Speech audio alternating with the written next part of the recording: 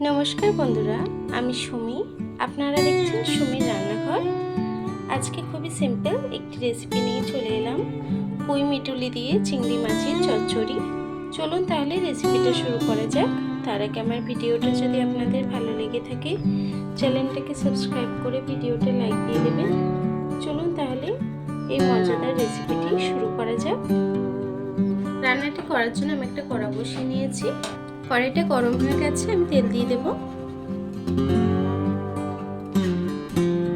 তেলটা গরম হয়ে গেছে, দিয়ে দেবো সামান্য একটু গোটা জিরে ফোড়ন, দেবো কিছুটা পেঁয়াজ কুচি,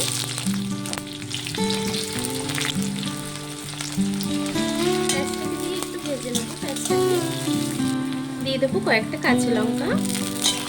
ঝালটা আপনারা যতটা পছন্দ করেন সেই অনুযায়ী দেবেন। পেঁয়াজের কাঁচা লঙ্কাটা একটু ভাজা হয়ে এসেছে, এখন দিয়ে দেবো কিছুটা চিংড়ি মাছ।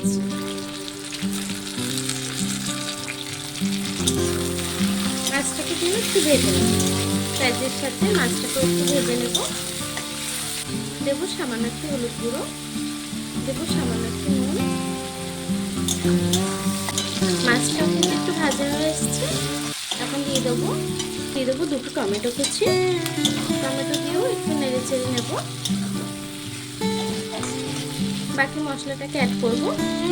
দিয়ে দেবো রসুন বাটা 1 চা চামচ, দেবো আদা বাটা 1 চামচ, জিরে বাটা দিয়ে দেবো 1 চামচের একটু বেশি। মশলাটাকে দিয়েও আমি কিছুক্ষণ রান্না করে নেব। এখন আমি গুঁড়ো মশলাটাকে অ্যাড করব। দিয়ে দেবো 1.5 চা চামচ হলুদ গুঁড়ো, দেবো স্বাদ মতো নুন। সবকিছুকে কষিয়ে একটু রান্না করে নেব। যতক্ষণ মশলা দিয়ে তেল না ছাড়ছে ততক্ষণ আমি রান্না করে নেব। মশলাটা খুব সুন্দর করে কষানো হয়ে গেছে, মশলা দিয়ে তেল ছেড়ে দিয়েছি। এখন আমি আলুটাকে দিয়ে দেবো।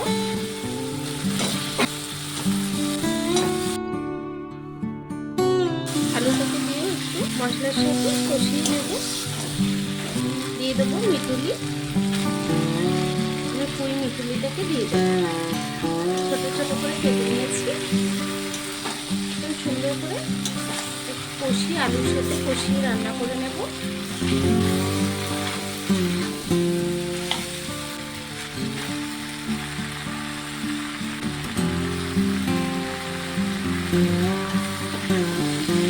মিটুলিটাকে আমি কিছুক্ষণ রান্না করে নিয়েছি। দেখুন মিটুলিটা কিন্তু একটু কমে এসছে। এখন আমি জল অ্যাড করব। মিটুলিটাকে একটু পাতিয়ে দেবো, এভাবে যেভাবে আমরা চচ্চড়ি রান্না করি সুন্দর করে পাতিয়ে দেবো, দিয়ে জল দিয়ে দেবো। যেহেতু মিটুলিটা একটু সিদ্ধ হবে তাই আমি একটু বেশি জল দিলাম তরকারিটাকে। এখন আমি কিছুক্ষণ রান্না করে নেব।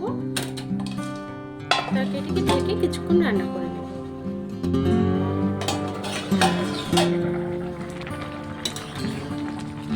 পুঁই মিটুলিটা কিন্তু একটু সিদ্ধ হতে সময় লাগে।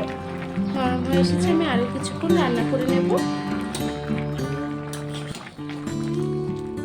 আমি গ্রাম থেকে যে হলুদ কিনে নিয়ে এসেছিলাম ওই কাকার কাছ থেকে, সেই হলুদ দিয়ে কিন্তু রান্নাটা করেছি। দেখুন কত সুন্দর কালার এসেছে তরকারিতে। সামান্য একটু হলুদে কিন্তু এত সুন্দর কালার হচ্ছে। হলুদটা সত্যি সুন্দর।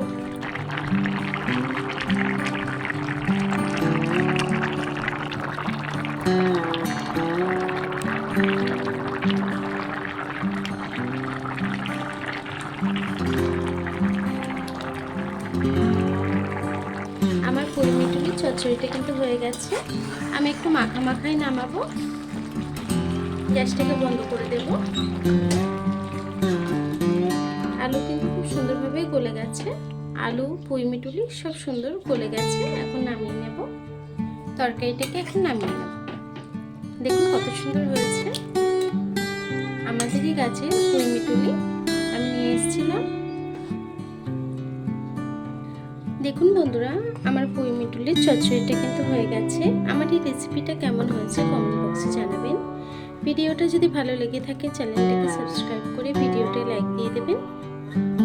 আর এতক্ষণ ধরে আমার ভিডিওটা দেখার জন্য আপনাদেরকে অসংখ্য ধন্যবাদ।